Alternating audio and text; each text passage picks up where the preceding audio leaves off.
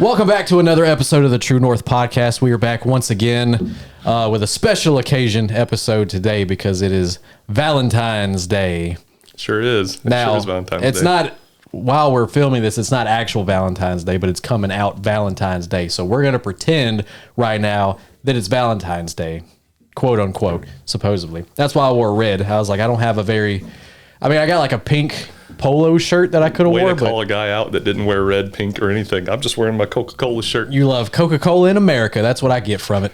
Coca-Cola in This America. man loves his country and sugary drinks. Sponsorship, hopefully in the future. Sponsor TM. We need a TM. Well, we can't trademark it because it's not ours or whatever. So Gracious. not un-TM. We untrademarked. So for a bit of time, we were trying to figure out what exactly was the right direction to go with love as far as, you know, what we were going to discuss, because love is kind of one of those topics where you can go in any really direction. It probably is something that you need to cover more than just 30 minutes of, because I mean, we try to stay at 30 minutes, but it's one of those things where you could go pretty much all day. Right. And we were trying to figure out exactly what was the right direction to go, and that would be helpful for people. We kind of fell on more or less a background about ourselves as far as, like, you know, the busyness of life, you know, community that you guys talked about last episode, which is a fantastic episode. Good job, Sandon, on putting that all together. Yes. But it was we kept him on topic as best as we could. Kept him on topic, but it was definitely a good solid episode for sure. But we're going to kind of go into more or less, I guess, our backgrounds of how we met our spouses, and kind of at the same time how things are busy, right, in life. You know, we all have certain things going on, you know, you with work, me with work. Everybody else has kids, and most of the people in our church have something they're going on with, or something that's going on with them that, you know, is extracurricular.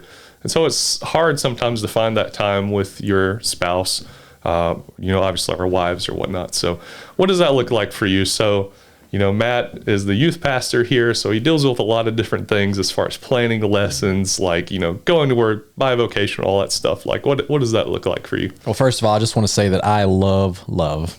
Okay.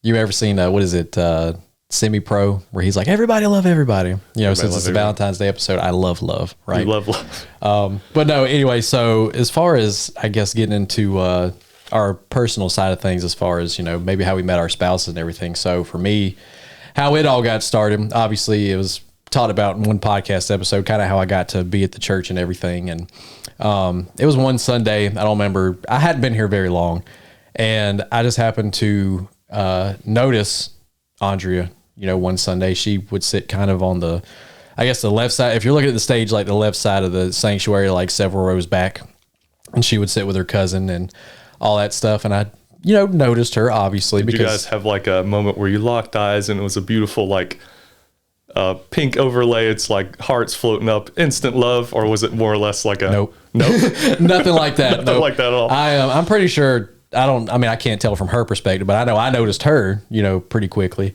And obviously we're men, so we look and we're like, wow, like she looks good, you know what I'm saying? So, because we're men, that's what we do, you know. Well, yeah, obviously I noticed her, and I'm like, wow, she's really cute or whatever. And then my immediate thought after that, which sounds kind of bad, I was like, oh crap, I hope she's not in the youth group, or else I got to quit now, you know? Because like I was still kind of new. I didn't really know a lot of the students there yet. I'm like, oh no, she's in the youth group, I got to quit, you know, because that's bad, obviously. So she wasn't, so that's a good thing. So I think what had actually happened was, like, I noticed her, didn't really walk up and speak to her yet because I was a little nervous when it came to that department. And what had happened was her cousin that was coming to church with her, I don't know what time frame, maybe a couple weeks in, a few weeks in, friend requested me on Facebook, and come to find out her cousin thought I was cute and was interested in me. And so, oh, wow. Oh, Andrea, my wife, Andrea, what she did was she was trying to stop her because I guess I was the new youth pastor, like, hey, you know, whatever. So in like a defense almost, she friend requested me, Andrea did, to, I guess, intercept yeah. To be like, no, don't do that or whatever sort of deal. And I'm trying to remember exactly how it went. I think I might have messaged Andrea first, like, hey, I saw you at church or whatever. And we kind of conversated from there, you know, just a little small talk. And she, believe it or not, actually gave me her number. I didn't ask for it. She gave me her number. So I was like, suspicious. Now, to add on to that, I have never in my life never have been good at picking up signals. Like if somebody's interested in me, okay? For real. Cause I've had friends like tell me stuff before, and I found out like years later about like these different girls that like had a crush on me, whatever. And I had no clue, you know, and friends would tell like, man, she was into you. Why did you know? I'm like, really though? And then thinking back, I was like, dang, those were some cute girls too, was the thing. So like, I've always been bad at picking up signals, but this particular moment, she gave me her number. In my mind, I'm like, maybe she's interested, because why else would she just randomly give me her number? Interested. Perhaps, right? So we kind of texted, you know, back and forth. And so the next Sunday that was coming up, I was like, well, I'll actually go introduce myself since we haven't formally met. So it was after Sunday service, and my grandma was still going here at the time, and she was trying to have a conversation with me. And it's one of those where like she was going to take forever to talk to me. And I was in my mind, I was trying to make a beeline to Andrea, right? So my grandma's talking to me. I'm just like, yep, that's great. Yep, And I'm like trying to get there. And I eventually did talk to her, all that stuff. So we kind of set up a day like, hey, would you like to go out sort of deal? And she was like, yeah. So we decided we were going to go to Cheesecake Factory. Oh, wow. The expectations are high already. Which is weird because I thought that was kind of a in the middle thing. Because I'm like, you don't want to go real cheap like McDonald's, and you don't want to go too fancy like going to the Peddler, which is a really nice place. So what is the in-between, would you say, for that? Like, I don't know. You got to go kind of basic. Like, it sounds bad, but maybe like Olive Garden, you know, like a nice chain. Like, you don't want to go too expensive. You don't want to go like downtown Greenville for like a first date and spend like hundreds of dollars or whatever, but you don't want to go real cheap. So like, I think like an Olive Garden, or, you know, there's going to be opinions, I'm sure, in the comment section. Oh, for sure. Yeah. There's probably like women like, don't take her to Olive Garden. We had a very romantic time at Olive Garden. That's what I'm saying. But it's good food. Yeah. I mean, it's a nicer place. I mean, yeah, it's a chain, but whatever. But it's a nicer place where you're not going to spend a ton of money. Like, that's a good median for me. Of course. That's what I think personally, you know, but whatever. But we went to Cheesecake Factory. Yeah. So I guess that was a little higher than the middle, I suppose. Yeah. I hadn't been a lot though, so to me it was kind of in the middle. So we went, I picked her up, like showed up at her grandma's house because she lived at her grandma's house. And I remember to this day, I know exactly what she was wearing, how her hair was. Like, she wore a black dress, nothing like super fancy, but just like a nice casual black dress. She had, I don't know what the hairstyle is called, so women are probably going to get on me. They're probably going to know the name of it, but like her hair was down, but she had like from here, like tied up, but it was like a ponytail coming out from her hair being long, if that makes sense. I don't know how to describe it. Her hair was down, but she had like the ponytail going down too, whatever. Do with that visual as you will. I know how it looks. You can figure it out from there. But that's what she was wearing. So we were there for maybe like a few hours, just kind of talking back and forth about, you know, ourselves, getting to know each other a little bit. And on top of that, my niece, Callie, she calls me in the middle of my first date with her, mind you, and tells me that she's been arrested. Callie has been arrested? And I knew, and like, Mandy and Richard were in Chicago because every couple years, his company goes to Chicago for these meetings, and they can go and they're there for like a week or whatever. And so I was living with them at the time, and Justin was in college. And so me and Callie were the ones at the house. Micah. See, I was concerned that she was doing a background check on Andrea. It's like, she's been arrested. No. But Callie was arrested. And I knew that she was going to like the high school that night. I think it was like football or something like that. I don't remember. But she lets me know like, hey, she sent me a picture, like, I guess from one of her friends, like she had been arrested. And I was like, you've got to be kidding me. Because like Mandy and Richard are in Chicago, which is my sister and brother-in-law. I'm like, they're in Chicago. I feel like I'm responsible for her because I'm the adult and she's the one, you know, home or whatever. So I tell Andrea, I'm like, listen, I think my niece has just been arrested, which probably could have blew the whole thing from there. Like, this family's crazy. So we're like on the way back, and then come to find out on the way, like, she didn't really get arrested. She just got the cop to take a picture of her in handcuffs and make it seem like she got arrested. Come on, Callie. So, but like, you know, it was funny. And like on the way back, Andrea was a little, I mean, she's still kind of quiet, but more quiet. So then we were on the way back and we were kind of chatting, and she's like, I just really hate when there's like, you know, just awkward silences or long pauses. I'm like, yeah. And then I purposefully didn't say anything and made it quiet on purpose just to be funny or whatever. And I think obviously she picked up on that. But anyway, we talked a little bit. I got her back to her grandma's house. Mind you, first date, by the way, still all this first date. So we get out, you know, I'll walk her to the door to her grandma's house. And I told her, I'm like, I'm pretty sure you're going to be my girlfriend. Wow. And she's just like, oh, really? And I was like, yeah. She's like, it's the goal. We'll see. Love it. Yeah, she's just like, we'll see. And then I walked back to the car after that. I'm like, what was that, bro? Because like I have never really been confident when it comes to going out on dates or asking a girl out or whatever. Like I'm always like so nervous or like trying to be something else, not so much myself. But like with her, it just felt so natural. You know what I mean? Like I felt myself. I felt like I didn't have to try to spice things up, put a little seasoning on whatever. You know what I mean? I just felt myself, and then like I just said that, and I'm like, why did I say that? Like it kind of makes me think of like, you know, the kid. It's like I say something romantic. It's like, this cheesecake is really good. Dang it, I messed up. Why did I say that? That's so dumb. Why? That's what makes me think of with you. Oh, for sure, yeah. But I was like shocked. I'm like, I have never been that confident when it comes to taking a girl out for anything. Like I've always felt like, well, they're too good for me, or like, well, I don't even know why they're out with me right now anyway. But with her, it just all felt so natural. That's good. And then of course, from like there, we started dating, and then, well, we're married now. We got married back in April of 2018, and we're still going.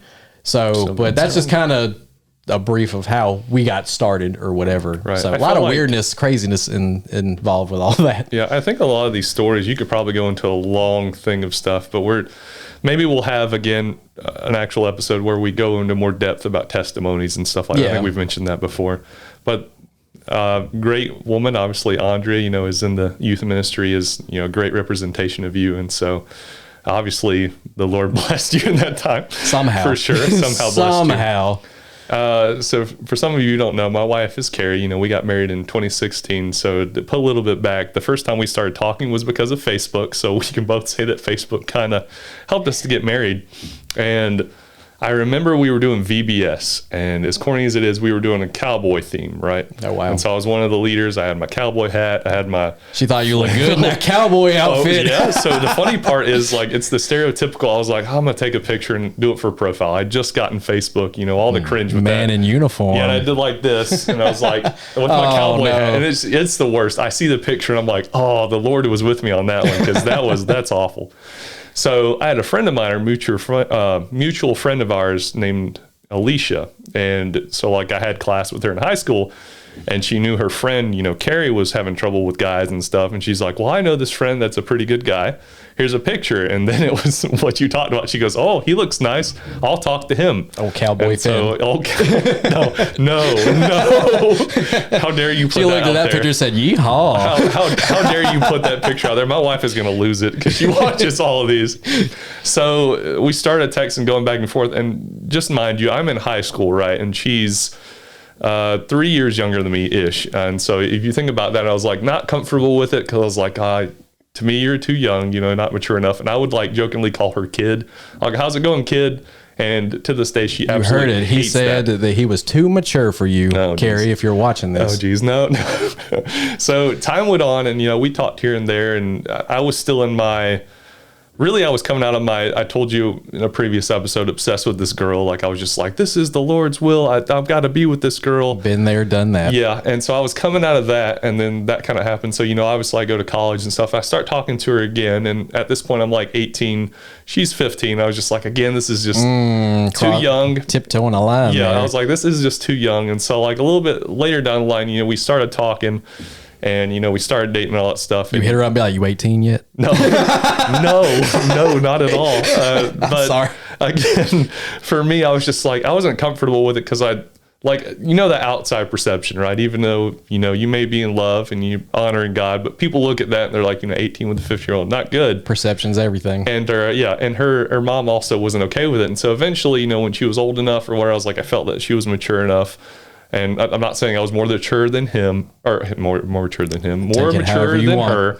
Take that as you will. Oh no, I'm gonna have to do some explaining when I get home. But so that happened, and so like we were, for all better terms, we were very immature. So like we would break up, get back together, dumb reasons. So like one of the last reasons. Ross and Rachel. Yeah, we were like Ross and Rachel. Another Friends reference. There we go. Heck yeah, we're doing it. I know some people appreciated that last Friends reference. For sure. So anyone we can put in there, we're going to try to get in there. So for the last time, I remember, like, we hadn't been dating for a while, and for whatever reason, and I've always told her this, I was like, whenever she'd text me when we broke up, I'd be fishing. I'd be over at a neighbor's house fishing, and I'd get a text message like, hey, how are you doing? Like, you know, that toxic ex that kind of rolls up. Not that she was a toxic ex, but people get that like, oh, hey, no. with 3 Ys. Hey, yeah, with a smiley face, that sort of thing. So for this time, like, you know, obviously I'm not going to say I had this pre-understanding notion that we were going to get married, but like I was just like praying about it constantly. I was like, I was like, I felt like this is the one for me. I was like, but Lord, you ultimately have the say so, right? So she was like, hey, prom is coming up. I don't have anybody to go with. I'd love for you to go with me. I was like, oh, that's great. She goes, but it's in, I think it's like 2 weeks or something, and you have to get a tux and rent all this stuff. And I was like, you know what? I love her. I'm going to do this. So I get the tux. I loved her already. Get all my stuff. I get what is the bracelet thing? The boutonniere? The boutonniere. Is that the thing? That's the men's, I think. Corsage. Yeah, you got it. Thank you for saving me on that one. I would have said something, croissant. Yeah, I would have said something dumb. But I got this thing and saw roll up.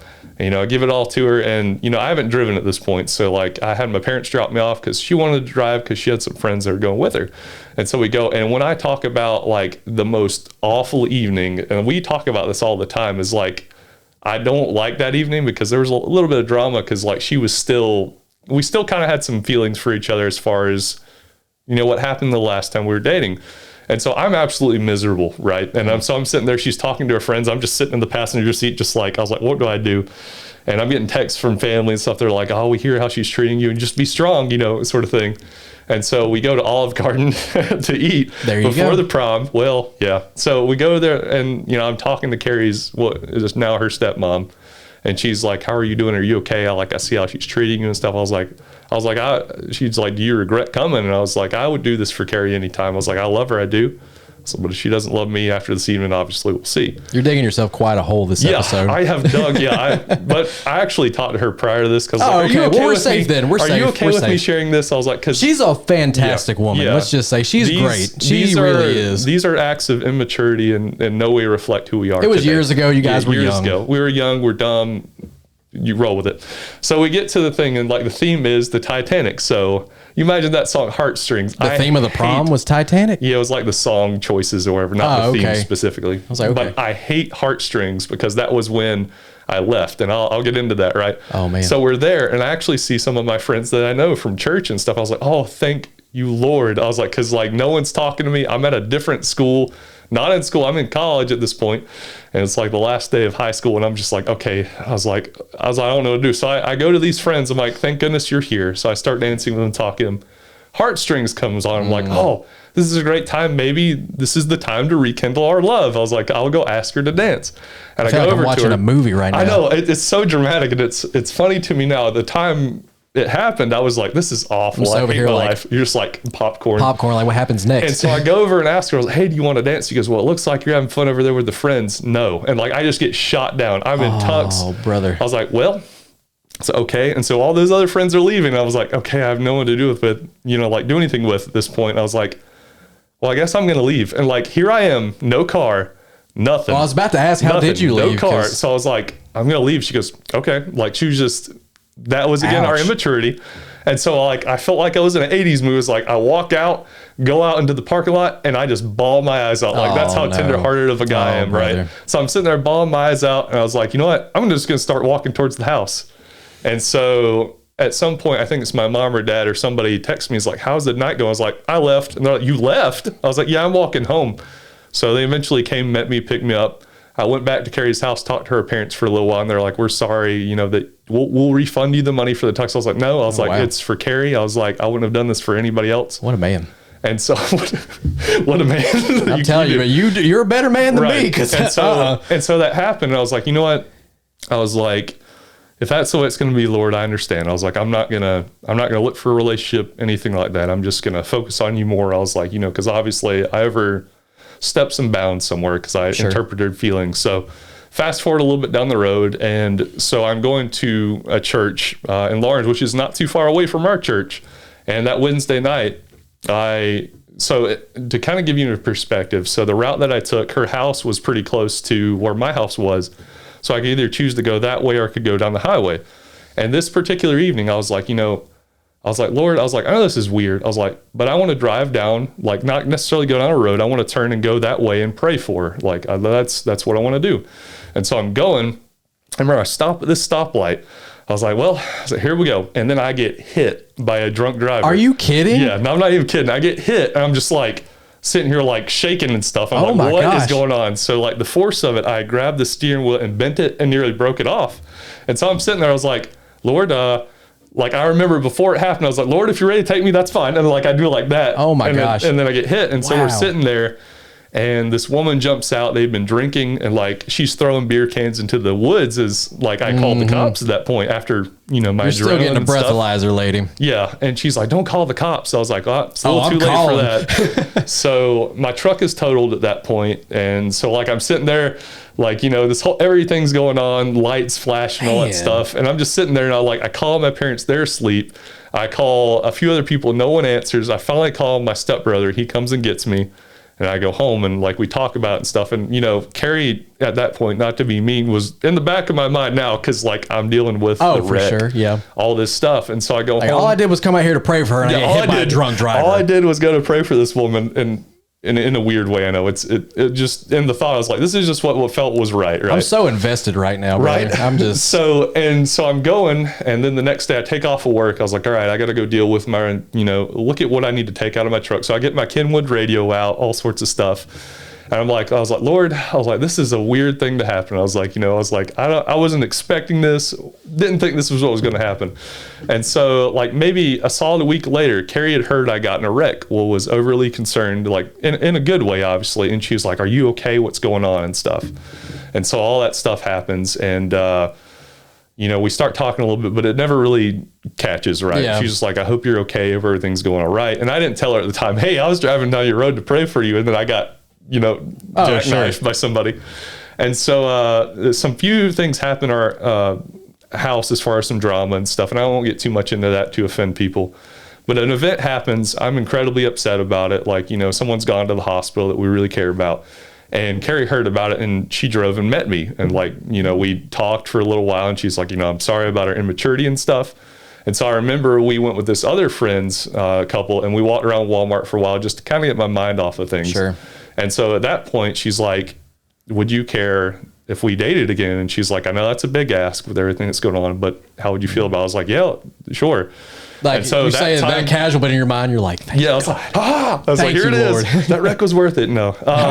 So, you know, we start dating and stuff, and obviously we get to the point, and, you know, I've prayed for her, and we're, you know, starting to be on level, and we've matured significantly. And then obviously, maybe I want to say a year later, I proposed to Carrie, and, you know, we do this really romantic thing. And like, I thought it was going to be romantic. Didn't work out that way. That's, I think, a lot of men's stories. So I was like, all right, we're going to go to the beach for a weekend. I'm going to have her family surprise her for dinner. I'm going to propose to her on the beach. And so like, one of the things I'd always told her, I was like, she was my answered prayer. And that's what I actually have in my phone for her now, is like, she was my answered prayer. Cause, you know, I talked about, I was praying for her as I was going, not that I was like, I want you to marry me, I want her to be in a relationship again. make her love me, God. I was like genuinely, I was like, I want the best for her. I was like, and I don't know what to do, because it's, you know, I'm conflicted, my heart's hurting and all this stuff. And so I got this heirloom seashell, and then I put, like, I told her she was like a pearl and an oyster kind of thing. I was like, you know, she was one in a million. So I got a ring put into that, and that's how I opened and proposed to her on the beach. Wow. I thought it was going to be romantic with the sunrise, and here we are sitting there, and it's cloudy and nasty out. I'm like, well, Of course. I was like, I guess I'll roll with it. And so, you know, we have this picture, and I'll try to get a copy of it. Maybe you can see it, but it's just me and this really awkward, cloudy thing. And obviously we're married now with 2 kids, and it's definitely a beautiful time. I love my wife. She's fantastic. She's a great representation of Christ, and that she represents me when we're not there. And it's it definitely all worked out for good. And it's a love story. I thought my story was a little crazy with my niece supposedly getting arrested, but that took me on a roller coaster. It could get crazier, and I'll have to go into it some other time. But that event that happened was like it was like almost like a ball rolling. It's like, it definitely, for me, for the most part, I would say that God was heavily involved in that. Absolutely. So, that is crazy. I never knew any of that. That is insane. The whole Ross and Rachel hit by a drunk driver, magnificent proposal on the beach. You can tell you're an author because of just the way you even told the story, man. Sure. Like I hope so. Just incredible. I feel like I'm just like a rambling crazy man. No. But it's funny, like the way, and it kind of made me think about it while you were talking, like beforehand, like before Andre and things like that. You know, I was kind of, I was in one of those positions. I was always very down on myself, you know, about, like I said, I was always nervous trying to date and stuff like that. And, you know, I'd go on a date with somebody and it was like, you know, it'd be a little nervous and all that, or feel like, I don't even know why they're going out. Maybe they're trying to get free food. I don't know. But I don't want to say I was obsessed, but I was always so concerned because I'm just like, I just feel like I'm never really going to find somebody, you know, and because that's dramatic, you know, thinking about it now. I'm like, so just so you know, that's not dramatic. I was like, well, Lord, I guess you want me to be celibate. I would just be like oh, a for monk, sure, or yeah. I'll just be a pastor that doesn't get married. I look back on it now and I'm So just dramatic. like, I look at that now. I'm like, I was so dramatic. Why would I think that or whatever? But at the time, I mean, when you go on like so many dates, I'm not saying I went on a ton, but I went on a fair amount, you know, and just nothing was ever working out. And finally I just came to a realization. I'm like, I need to focus on my one relationship that I do have that matters with Christ, you know, because I've been so worried about trying to find somebody or being interested in this girl or that girl and doing this and doing that. And funny enough, and I guess it's just the way God lined it up, I finally just, you know, had enough one day, things clicked. And I'm like, listen, I'm just going to focus on what God wants for me and my calling.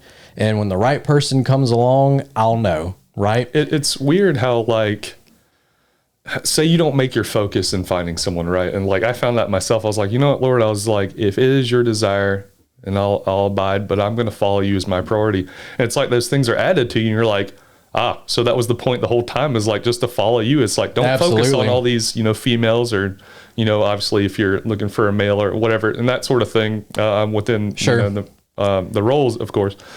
But God adds those things to you, which is, you know, wild. So like, whether you're a woman seeking a man or a man seeking a woman, as long as you're following Jesus, you know, those things will be added to you eventually. It's like not something to stress about. It's all part of God's plan, you know. And I had put it into my wedding vows too, the way it happened. Because like, I mean, I've never like truly written anything the way I have written my wedding vows before, because I'm not a writer or anything like that. But I had said, like, in my wedding vows, I'm like, you know, I finally got tired of chasing after empty vessels. You know what I mean? Wow, that's good. And trying to fill myself up with those empty vessels and stuff, and like not knocking any of the girls I went on dates with and stuff, because I was in the wrong a lot of times too with some of the stuff I was doing. So it's no knock on them whatsoever. But just the way my mindset was and how I was going into a lot of those things wasn't the correct mindset to be in to begin with anyway. So I was already going into a lot of those things for the wrong reasons to begin with. Because I'm like, you know, I want to love somebody. I want somebody to love me and stuff like that. And like I said, I wouldn't say I was obsessed, but I was just so concerned with, like, you know, well, is something wrong with me because none of these things ever work out? But when I finally just broke down and like, listen, I'm just going to chase after Jesus and his calling for my life and get closer to him. And like I said, when the right person comes along, I'll know it. And the funny thing was, it wasn't, you know, very long after that. Within the next year is when, you know, I got the position in church in 2016 and Andre was at the church. And of course, at the time, you're not going to feel like, you know, you see somebody like, yeah, she's the one. Like, because I mean, I didn't know looking at her like, yeah, that's the woman I'm going to marry. It wasn't like that kind of fairy tale romantic thing. But just over time, you know, it's like you meet that person, and then just how natural I felt with her, and didn't feel like I had to be somebody else or add more to make myself look better, just how I could just comfortably be myself. That's when I kind of started to figure out, like, okay, this is what God wanted. This might be the one that God wanted for me. And then of course it was. But again, I feel like there's a lot of people, and even as adults now, and I've seen it, it's all over Facebook because people put all their drama on Facebook. Too much drama. There's some on my Facebook right now, and we get sucked into it because we're like, oh man, what's going on here? But I was looking at some the other day. I'm like, guys, we are just too old for this now. We're too mature. Too mature and too old to be going back and forth like this. And I saw it actually today. Me and Audrey went to the Waffle House for lunch to eat. And on the sign at Second Baptist Church, it says, when you fully love Christ, then you can fully love people. And that's kind of how I started to feel when I finally had that realization. I'm like, I can't fully love another person until I fully love Christ and really know what love is supposed to be and what it's supposed to look like. If I don't know what love is by knowing who love is, being Christ, then I'll never be able to love the person, you know, in my life the correct way. And so I had to really get deeper with God and continue to seek after him more. You had to really redefine your definition, because I think if you're trying to define love without Christ, then you've completely missed the concept, which I think is what you're saying. Yeah, absolutely. Because I mean, I saw that sign today. I'm like, that's perfect for what we're talking about today. I'm not saying God put like a literal sign in front of me and be like, that's what it is, you know. And then obviously, I mean, it says in 1 John, we love because he first loved us. Right. And until we allow him to love us, because obviously Christ does love us, but a lot of people will push it away. And I'm like, allow him to love you and just love him back, and you'll truly and fully understand what it means to love another person. Because I don't think we can truly love anybody until we know that. Right. And I've got friends, that aren't believers, aren't Christians, don't go to church, nothing like that. And I know that they love their spouse, I know that they're in love with stuff like that. I'm like, but gosh, you just won't have that real deep understanding of what it truly means to love a person. Because it's not just feeling, and they played the video in church. I guess it was this past Sunday or the Sunday before last of Billy Graham saying that love isn't a feeling, it's an action. It's a verb. It's so funny you say that, because me and Carrie were talking about, and she was like, do you feel like you're my soulmate? I was like, no. And she goes, what do you mean by that? I was like, I don't feel like the concept of soulmate is biblical. I was like, this is what I believe. And I was like, this isn't my thoughts. Like, it was something I've read about, something my professor talked to me about. He's like, all right, he goes, you have your soulmate and you're walking down the road and a bus comes, hit your soulmate, smack, dead. You have no more soulmate. It's You're over alone for you. Forever after that. You're alone forever. It's like, he's like, it is a chosen love. It's like, so it isn't that you're bound by some magical force or some sort of destiny to love somebody. It's too shallow to be that way. He's like, it's a chosen love. So you may not always love somebody, but you have to choose to love them. So like, we're not always the best to agree with, myself included.